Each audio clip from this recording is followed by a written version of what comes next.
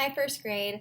For language arts today, I just want to do a quick game about phonemes, which again, fancy word for sounds, and then um, another sort of spelling rule or phonics lesson, really briefly, that will help you um, with your reading workbook pages today. So first things first, we're just going to play a game. You just need your mouth and your ears. This is all about substituting phonemes. So that just means pulling one phoneme, one sound from a word, and replacing it with another, like a substitute teacher. And in this case, we are going to, how the game works is I will say a word and then a sound, okay? And then what you need to do is take that last sound I said, put it at the front of that word, and then say the new word that creates. So for an example, I'll give you a few. If I said the word mat, you would need to take that, put it in front of, and replace that first sound in mat with, so take away the add the, and mat becomes hat. Try again. New word and sound. Hem, v. Hem, v. So you're taking v, put it at the front of hem, as in replace the first sound with it. So take the from hem, replace it with v, and you get them. I'll try a couple more with you. You can try and do these ones with me, and then I'll give you a few for your own. Hop, ch. Hop, ch. Take the ch, put it to the front, and the word becomes chop. Chop, chop, chop, chop, chop. Clip, f. Clip, f. So the first sound we hear in clip is a k. So throw it away by k. Replace it with that f, right? Because I said clip, f, and we get flip. Flip. That one had a blend at the beginning, so it was a little tricky. Keep, p. Keep, p. Take away the k, throw in the p, and you get peep. Okay, one more with you. Throw, g. Throw. Take that th away and replace it with g, and you get grow. Okay. It's a little tricky, and especially because we're not writing out the words, we're not trying to read them and replace letters, because we're going solely on sound in this case, solely on phonemes. Okay, it's your turn. So I'm not going to help. I'm just going to say the word, the sound, you try, and then I'll provide the answer. First word is tie. P. Take that T, replace that first sound, and you get, so from tie, p, you'll get pie. Okay, I'll go faster. Ham, j.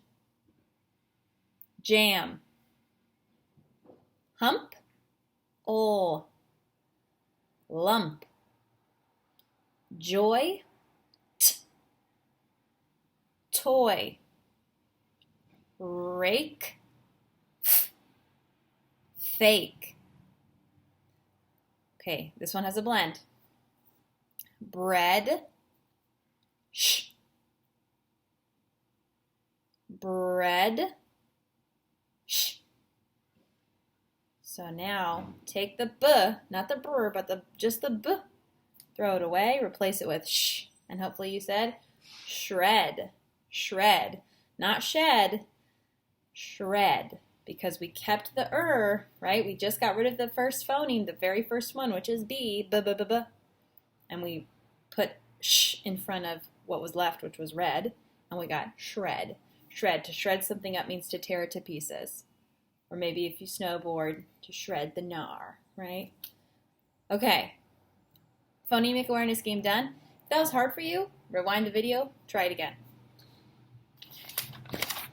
Boom. Moving on to our next sort of phonics spelling rule, which is more about suffixes. A while ago, you learned about the suffixes "ly" and "full," okay?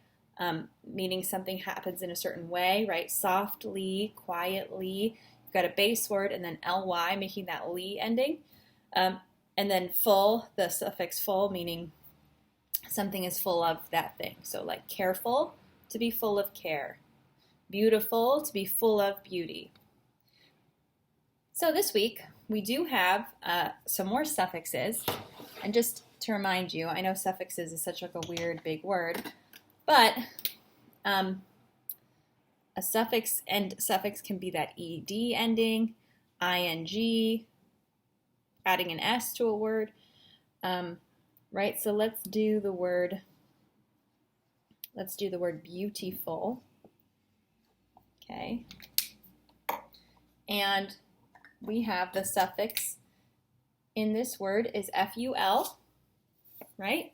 And so we look at the base word that comes before, and we have beauty. The y in beauty, which normally beauty is spelled with a y at the end, has been replaced with an I because that's just the way it is. So that means, though, that our base word still is beauty. The base word comes from beauty. So we have a base word and a suffix. So base word,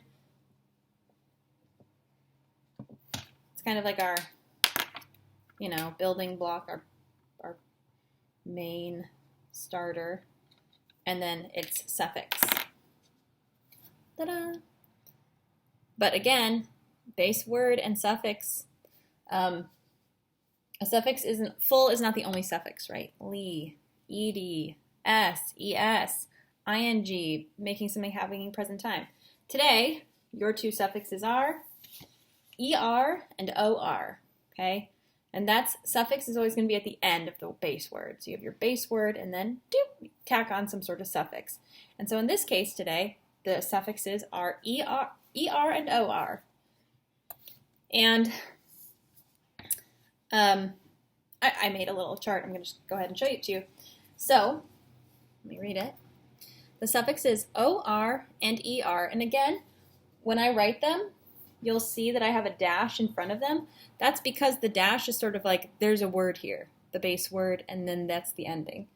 So suffixes or and er mean a person or thing that blanks. So oftentimes when you see a word that ends in or er, that means that whatever comes in front of it, okay, is a thing that does that thing. So my examples are buzzer. The base word is buzz. The suffix is er. Buzzer. A buzzer is a thing that buzzes. What? And then we have sailor. Sailor. Same sound, that sort of ending, but it's spelled or. And that is a person who sails, right? Here's the base word sail. Or means it's a person who sails. I need a board. Sorry. And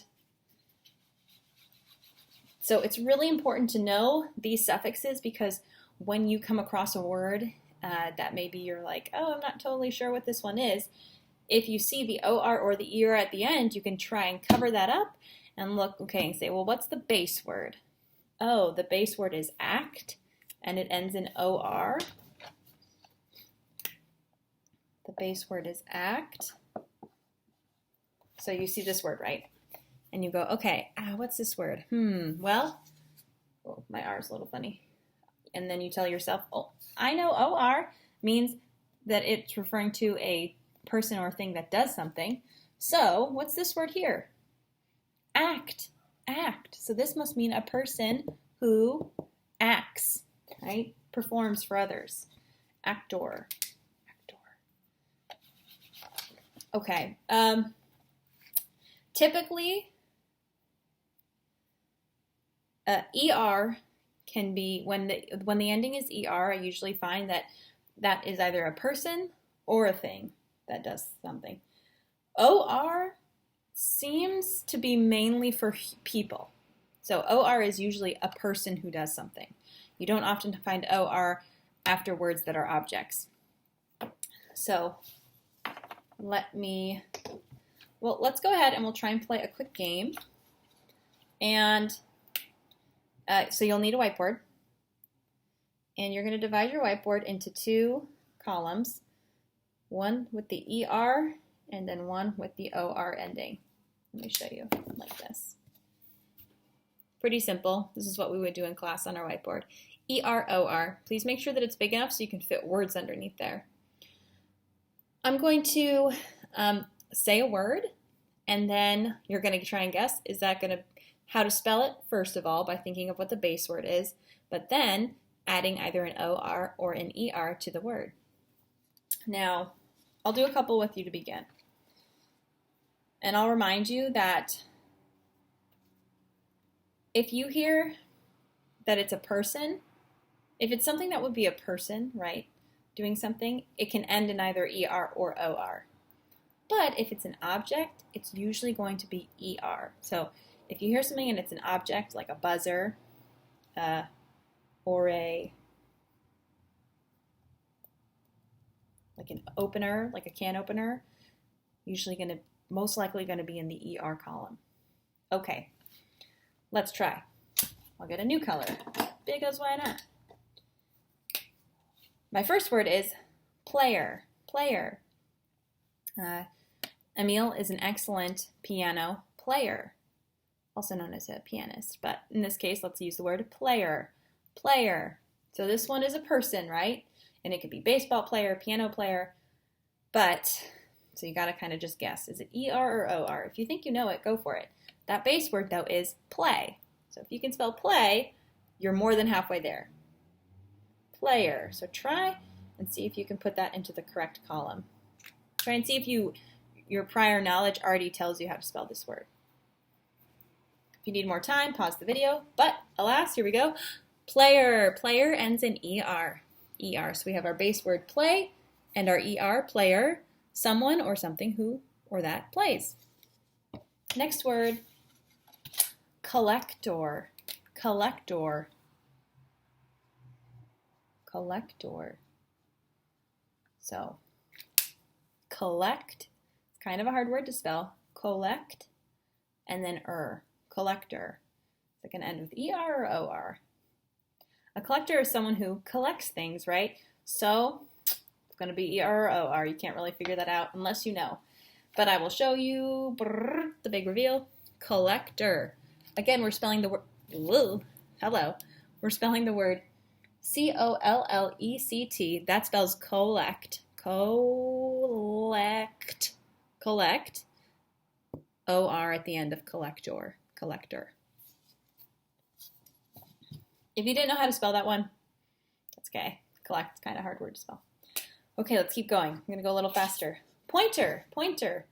I might say, oh, let me grab my pointer. Pointer. So in this case, think of it like an object. That might help you. Pointer.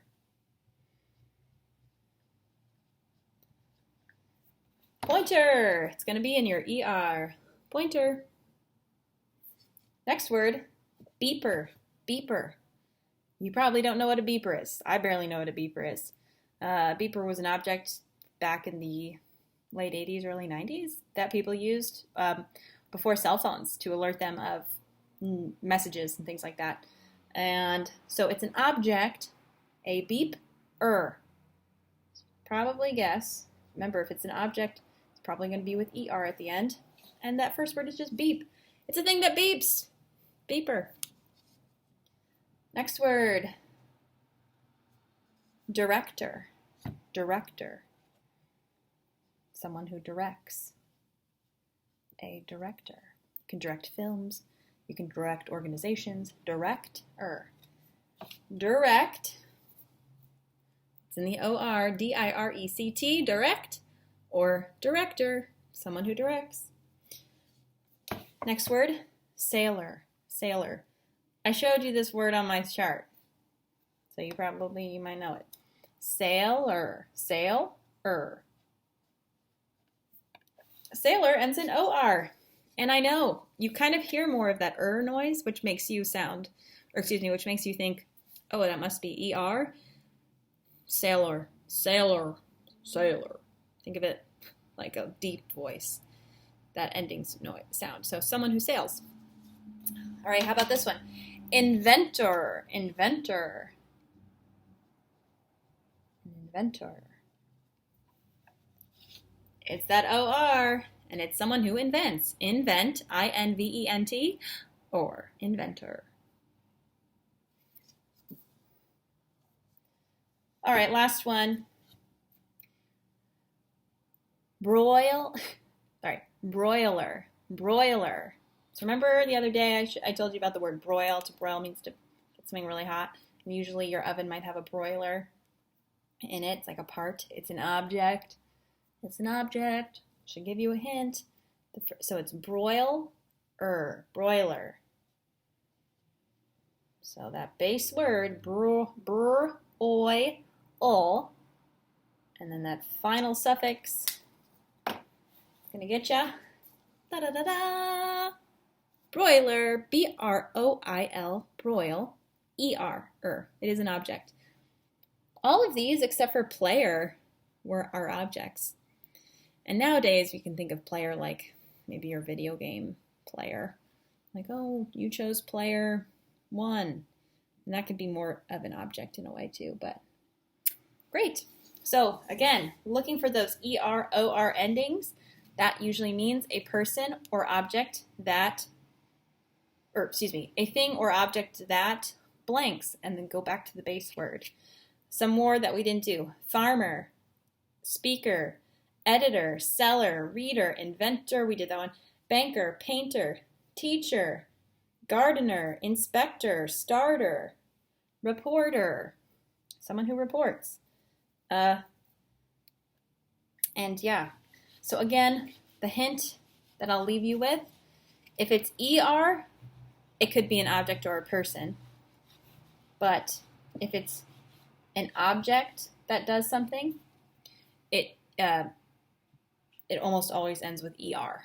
The OR is kind of reserved for humans or persons who do something. Okay, at this point you do have some reading workbook pages to do, but I would like you to skip page, I believe it's 154 that I want you to skip. Yeah, skip 154 because we're going to save that for language arts altogether, which is working with graphic organizers, or graphic, I can't think of the word off the top of my head. I forgot it. Graphic sources. That's the word. There it is. Graphic sources. So do not do 154, but do the other pages that were assigned to you. Great work. Bye.